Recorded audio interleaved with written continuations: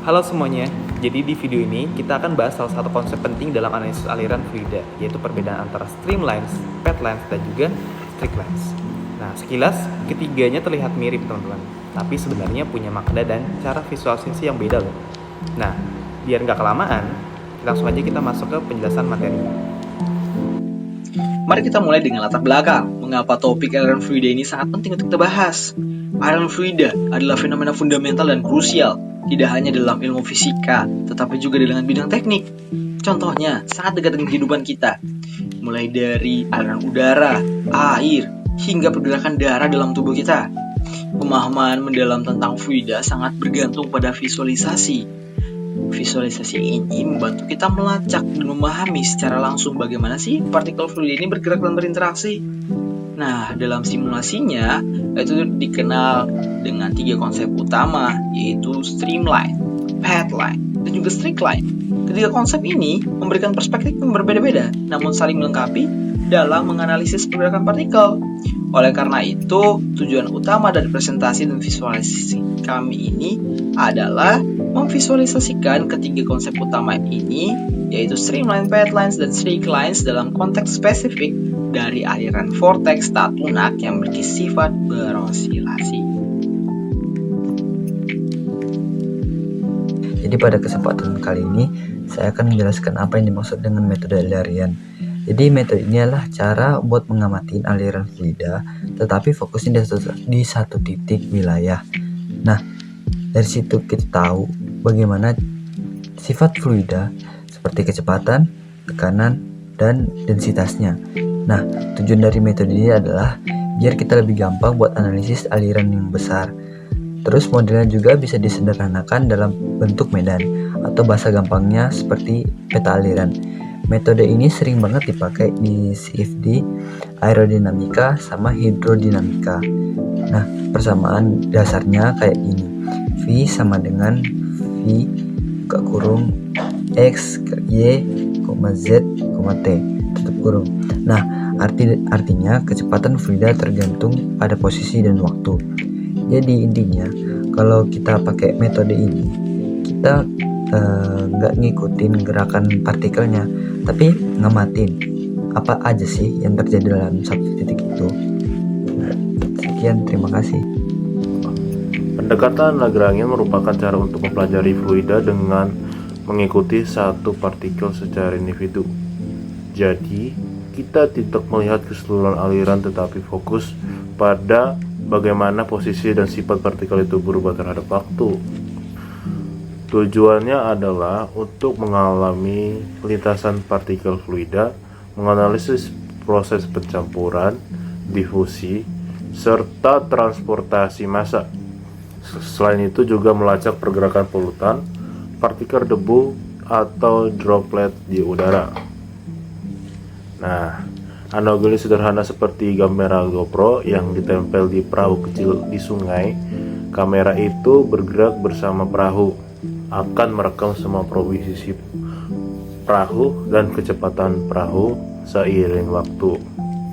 Oke, di sini ada cara matematisnya. Secara matematis, lintasan partikel dinyatakan sebagai vektor X sama dengan vektor X dikali T yang menunjukkan posisi partikel bergantung pada waktu. Sedangkan kecepatannya ditulis sebagai turunan terhadap waktu, yaitu d vektor X per dt sama dengan vektor V vektor X sama dikali T. Jadi, melalui metode ini kita bisa memahami bagaimana partikel fluida bergerak dan berinteraksi secara dinamis dalam suatu sistem.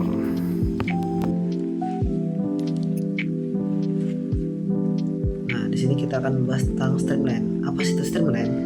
Streamline adalah garis yang menunjukkan arah aliran instan pada waktu tertentu. Artinya garis ini memperlihatkan ke arah manakah fluida sedang bergerak pada saat itu juga. Garis-garis pada streamline juga itu bakal selalu sejajar dengan vektor kecepatan fluida saat itu. Jadi di setiap titik aliran, garis arus bakal selalu sejajar dengan kecepatan fluida di titik tersebut. Namun streamline itu tidak menunjukkan lintasan partikel, melainkan hanya arah aliran saat. Jadi, garis ini bukan jalur yang benar-benar dilalui oleh partikel fluida dari waktu ke waktu, tetapi hanya menunjukkan gerak fluida pada momen tertentu. Namun pada gambar di sebelah kanan terlihat bahwa ada sebuah garis melengkung dengan beberapa panah kecil di sepanjangnya. Garis itu merupakan garis streamline, sedangkan panah-panah kecilnya bakal menunjukkan arah kecepatan fluida di setiap titik. Semua panah itu bakal sejajar dengan garisnya, menandakan arah instan aliran fluida pada saat itu juga. Contohnya bakal bisa dilihat pada simulasi di mana panah biru menunjukkan arah instan kemanakah fluida itu bergerak, dan panah itu bakal mengikuti bentuk garis arusnya. Nah, berikutnya kita akan membahas path atau garis jejak. Secara definisi, path adalah lintasan yang diikuti oleh satu partikel fluida selama bergerak dari waktu ke waktu. Jadi kuncinya di sini adalah satu partikel selama waktu tertentu. Kita bisa gunakan analogi jejak lintasan sebuah daun yang mengalir di sungai. Jika kita merekam pergerakan satu daun itu dari titik A ke titik B selama 1 menit, jejak lintasan inilah yang kita sebut dengan path line. Seperti yang ada di gambar, kita bisa fokus pada satu partikel P dan mengikuti jejaknya seiring waktu yang ditandai dengan PT. Jadi path line basically adalah sejarah perjalanan satu partikel. Pada simulasi yang kami buat, path line ini nanti akan digambarkan dengan garis yang berwarna merah. Terakhir, kita punya straight lines atau garis rangkaian. Secara definisi, straight line adalah jalur yang dilalui oleh semua partikel yang melewati titik tertentu atau bisa kita sebut titik injeksi pada waktu berbeda. Jadi kuncinya adalah satu titik tetap. Kita bisa gunakan analogi jejak asap dari cerobong atau tinta yang disuntikkan ke dalam air. Misalnya kita bayangkan ujung cerobong asap dengan titik injeksi X, Y. Partikel asap P1 keluar, lalu P2, P3, dan seterusnya. Pada satu waktu, misalnya sekarang kita sebut T sama dengan T aksen, kita memotret posisi semua partikel itu. Garis yang menghubungkan P1, P2, P3, dan semua partikel yang pernah keluar dari cerobong itu yang kita namakan dengan straight line. Inilah mengapa straight line bisa juga kita sebut sebagai rangkaian dari banyak partikel yang memiliki asal yang sama. Kapankah ketiganya sama? Ketiga garis ini, streamline, straight line, dan path line akan terlihat identik atau berhimpit hanya jika alirannya steady atau stabil. Artinya kecepatan di setiap titik tidak berubah seiring waktu. Namun dalam aliran unsteady atau tidak stabil, seperti angin badai atau aliran di belakang mobil, ketiga garis ini akan menunjukkan bentuk yang sama sekali berbeda. Next. Vortex atau pusaran adalah aliran fluida yang berputar di garis sumbu, bisa lurus atau melengkung, dengan garis arusnya membentuk lingkaran konsentris. Gerakan berputar partikel fluida bergerak berputar di sekitar sebuah sumbu, dapat diamati dalam berbagai fenomena alami seperti tornado dan pusaran air, serta dalam aplikasi teknis seperti turbin aliran pipa dan pengukuran aliran.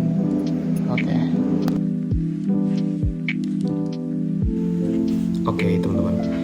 Sebelumnya saya dijelaskan oleh teman-teman mengenai ketiga perbedaan dari streamline, straight line, dan juga path lines gitu kan. Selanjutnya di sini kita coba untuk mensimulasikan dari ketiga perbedaan aliran tersebut gitu ya.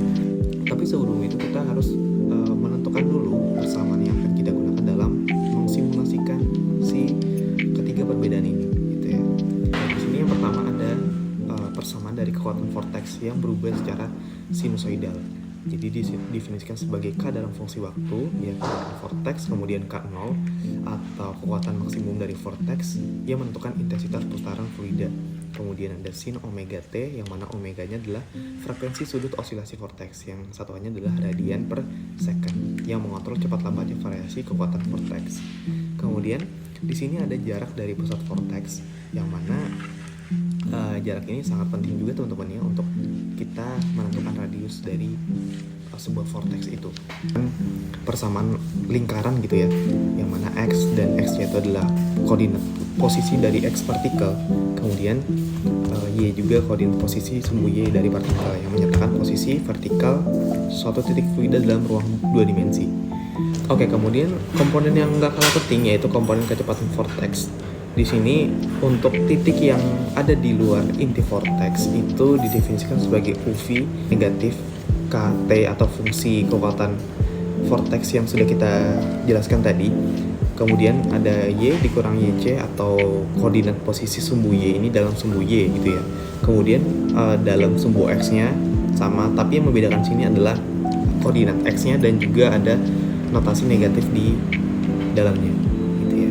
Jadi kedua dari persamaan ini dibagi sama R kuadrat atau jarak dari pusat vortex yang dikuadratkan. Kemudian untuk titik yang di dalam inti vortex gitu ya, sama didefinisikan sebagai UV ya, sama dengan negatif KT dikali sama Y dikurang YC atau koordinat posisi dari sumbu Y partikel dibagi sama R kuadrat. Di sini yang membedakan adalah R-nya, yaitu kalau yang tadi sebelumnya adalah radiusnya, ya, jarak dari pusat vortex. Kemudian yang berada di dalam inti vortex itu adalah radius inti vortex atau core radius gitu ya. Jadi itu batasan antara daerah rotasi solid body dan aliran potensial vortex. Oke, kemudian ini adalah parameter dalam simulasi. Nah, ini kita bisa mengatur sebenarnya di dalam simulasi kita. Nah, tapi di sini saya sudah menentukan dari nilai-nilainya ya, yang mungkin enak untuk dilihat gitu ya. Sebenarnya kita bisa mengganti-ganti dari parameter misalnya kayak kecepatan dasar aliran. Nah, kita bisa mengatur itu.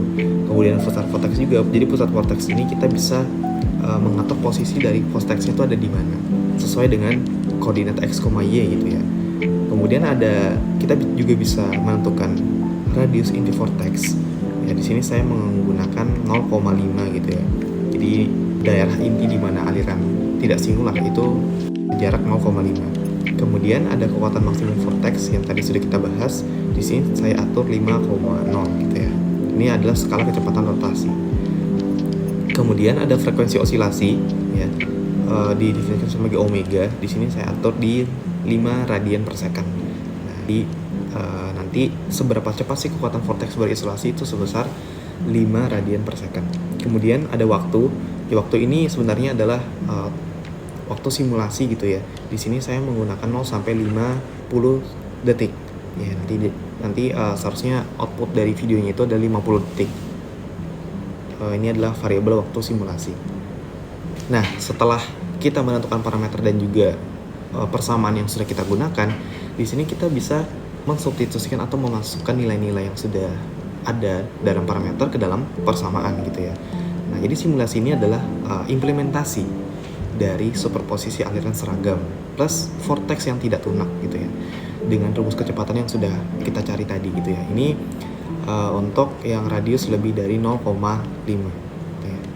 Nah, kemudian gimana kalau misalnya di bawah 0,5 itu dalam bentuk solid vortex gitu ya, teman-teman.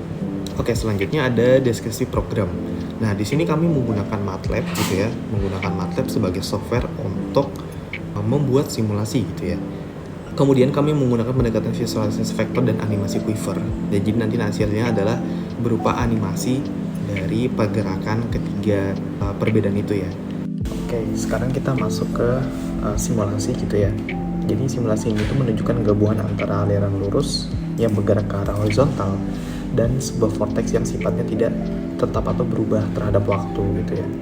Nah, pusat pusarannya ini berada di titik 6,1.